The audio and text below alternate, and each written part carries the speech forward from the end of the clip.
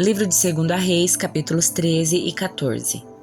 Jeoacás, filho de Jeú, começou a reinar em Israel no 23º ano do reinado de Joás, filho de Acasias, rei de Judá. Reinou em Samaria por 17 anos. Fez o que era mal aos olhos do Senhor. Seguiu o exemplo de Jeroboão, filho de Nebate, e persistiu nos pecados que Jeroboão havia levado Israel a cometer. O Senhor se irou grandemente com Israel e permitiu que Hazael, rei da Síria, e seu filho Ben-Hadad derrotassem os israelitas repetidas vezes. Então Jeoacás orou ao Senhor pedindo ajuda, e o Senhor atendeu a sua oração, pois viu como o rei da Síria oprimia Israel cruelmente. O Senhor providenciou um libertador para salvar os israelitas da tirania dos sírios, e Israel voltou a viver em segurança, como em outros tempos. Ainda assim, continuaram a seguir o mau exemplo de Jeroboão. Também permitiram que o poste de Aserá permanecesse em pé em Samaria. Por fim, o exército de Jeoacás foi reduzido a 50 cavaleiros, 10 carros de guerra e 10.000 soldados de infantaria. O rei da Síria havia destruído o restante como se fosse pó debaixo dos seus pés. Os demais acontecimentos do reinado de Jeoacás, tudo o que ele fez e a extensão do seu poder estão registrados no livro da história dos reis de Israel.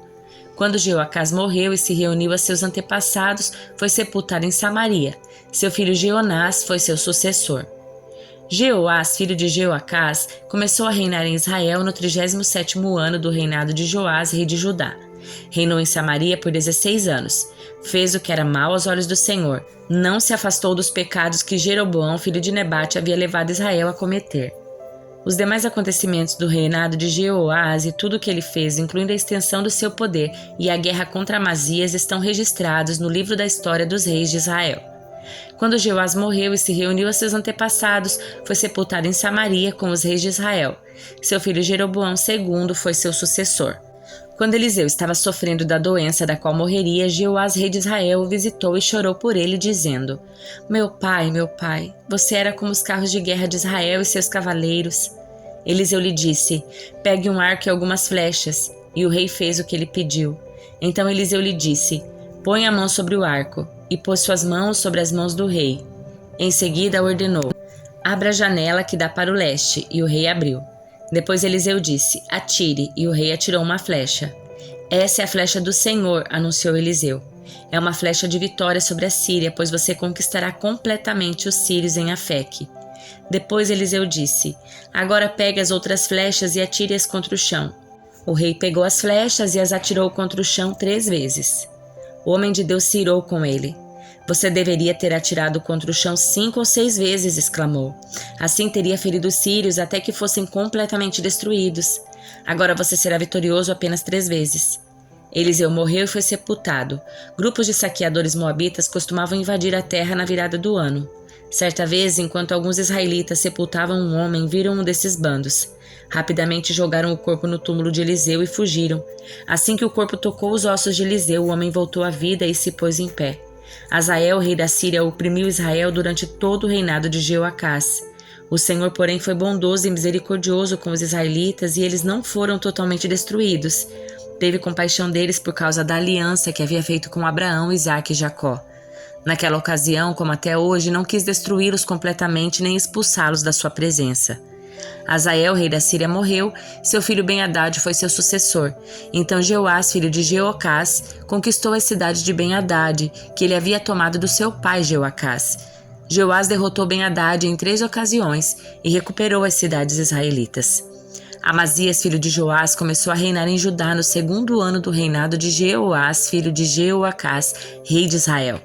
Amazias tinha 25 anos quando começou a reinar, e reinou em Jerusalém por 29 anos.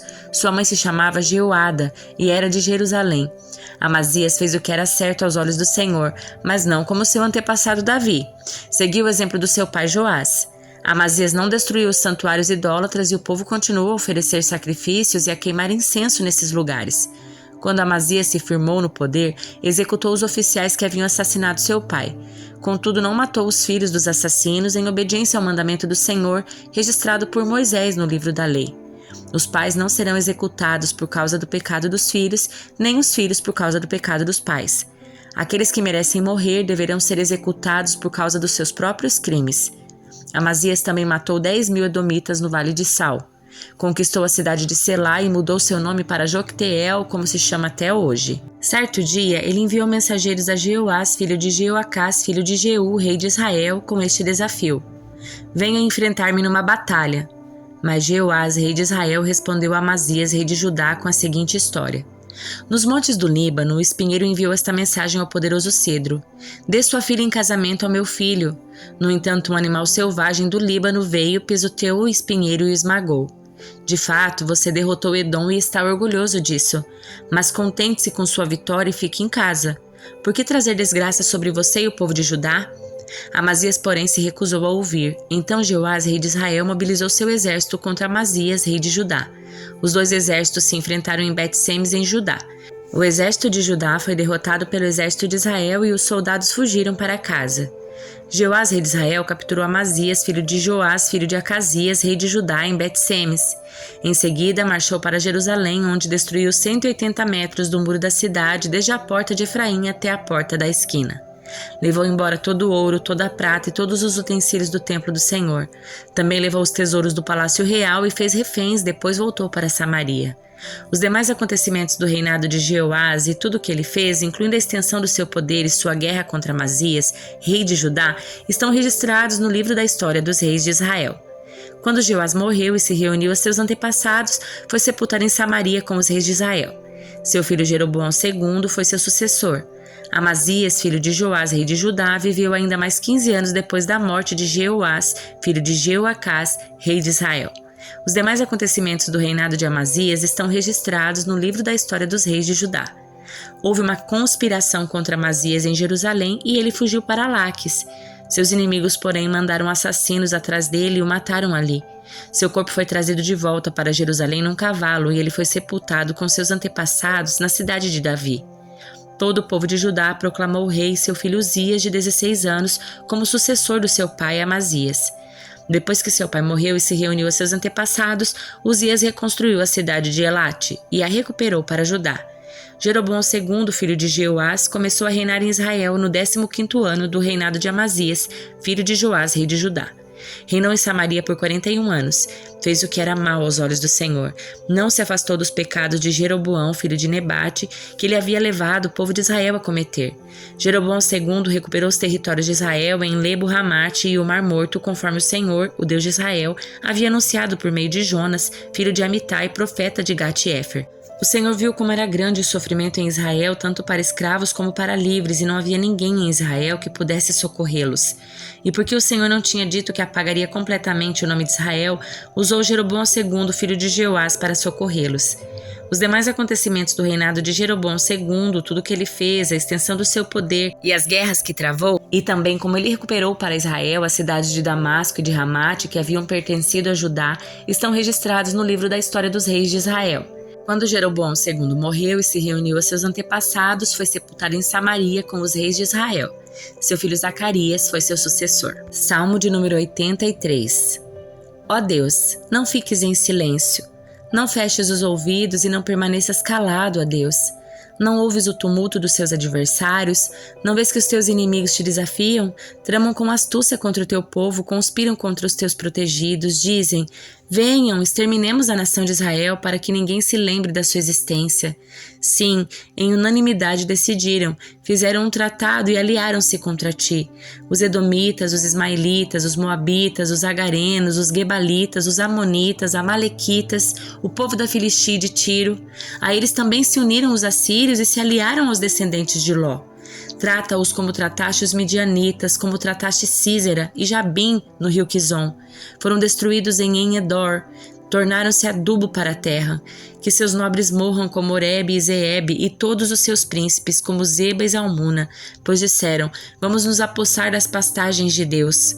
Ó meu Deus, espalha-os como folhas num redemoinho, como palha ao vento. Assim como o fogo consome o bosque, como a chama incendeia os montes, persegue-os com a tua tempestade, enche-os de medo com o teu vendaval, faze-os cair na desgraça mais profunda até que se sujeitem ao teu nome, Senhor. Sejam envergonhados e aterrorizados para sempre e morram em desonra. Então aprenderão que somente tu és chamado Senhor, somente tu és o Altíssimo Supremo sobre toda a terra. Livro de Gálatas, capítulo 3. Ó Gálatas insensatos, quem os enfeitiçou? Jesus Cristo não lhes foi explicado tão claramente como se tivessem visto com os próprios olhos a morte dele na cruz? Deixe-me perguntar apenas uma coisa. Vocês receberam o Espírito porque obedeceram à lei ou porque creram na mensagem que ouviram? Será que perderam o juízo? Tendo começado no Espírito, por que agora procuram tornar-se perfeitos para seus próprios esforços? Será que foi à toa que passaram por tantos sofrimentos? É claro que não foi à toa. Volto a perguntar, acaso aquele que lhes deu o Espírito e realizou milagres entre vocês agiu assim porque vocês obedeceram à lei ou porque creram nas mensagens que ouviram? Da mesma forma, Abraão creu em Deus e assim foi considerado justo. Logo, os verdadeiros filhos de Abraão são aqueles que creem. As Escrituras previram esse tempo em que Deus declararia os gentios justos por meio da fé. Ele anunciou essas boas novas a Abraão há muito tempo quando disse: todas as nações da terra serão abençoadas por seu intermédio. Portanto, todos os que creem participam da mesma bênção que Abraão recebeu por crer. Contudo, os que confiam na lei para serem declarados justos estão sob maldição, pois as Escrituras dizem: maldito quem não se mantiver obediente a tudo que está escrito no livro da lei. É evidente, portanto, que ninguém pode ser declarado justo diante de Deus pela lei, pois as Escrituras dizem: o justo viverá pela fé. A lei, porém, não é baseada na fé, pois diz: quem obedece à lei viverá por ela. Mas Cristo nos resgatou da maldição pronunciada pela lei, tomando sobre si a maldição por nossas ofensas, pois as Escrituras dizem: maldito todo aquele que é pendurado no madeiro. Por meio de Cristo Jesus, os gentios foram abençoados com a mesma bênção de Abraão para que recebêssemos pela fé o Espírito prometido. Irmãos, apresento-lhes um exemplo de vida diária. Ninguém pode anular ou fazer acréscimos a uma aliança irrevogável. Pois bem, Deus fez a promessa a Abraão e a seu descendente. Observem que as Escrituras não dizem a seus descendentes, como se fosse uma referência a muitos, mas sim a seu descendente, isto é, Cristo. É isto que quero dizer. A lei que veio 430 anos depois não pode anular a aliança que Deus estabeleceu com Abraão, pois nesse caso a promessa seria quebrada. Portanto, se a herança pudesse ser recebida pela obediência à lei, ela não viria pela aceitação da promessa. No entanto, Deus em sua bondade a concedeu a Abraão como promessa. Qual era então o propósito da lei? Ela foi acrescentada às promessas para mostrar às pessoas seus pecados, mas a lei deveria durar apenas até a vinda do descendente prometido. Por meio de anjos, a lei foi entregue a um mediador. O mediador, porém, só é necessário quando 2 ou mais precisam chegar a um acordo e Deus é um só. Existe, portanto, algum conflito entre a lei e as promessas de Deus? De maneira nenhuma. Se a lei fosse capaz de nos conceder nova vida, seríamos declarados justos pela obediência a ela. Mas as Escrituras afirmam que somos todos prisioneiros do pecado, de modo que nós, os que cremos, recebemos a promessa de libertação apenas pela fé em Jesus Cristo. Antes que o caminho da fé se tornasse disponível, fomos colocados sob a custódia da lei e mantidos sob a guarda até que essa fé fosse revelada. Em outras palavras, a lei foi nosso guardião até a vinda de Cristo. Ela nos protegeu até que por meio da fé pudéssemos ser declarados justos. Agora que veio o caminho da fé, não precisamos mais da lei como guardião, pois todos vocês são filhos de Deus por meio da fé em Cristo Jesus. Todos que foram unidos com Cristo no batismo se revestiram de Cristo. Não há mais judeus nem gentios, escravo ou livre, homem ou mulher, pois todos vocês são um em Cristo Jesus. E agora que pertencem a Cristo, são verdadeiros filhos de Abraão, herdeiros dele, segundo a promessa de Deus.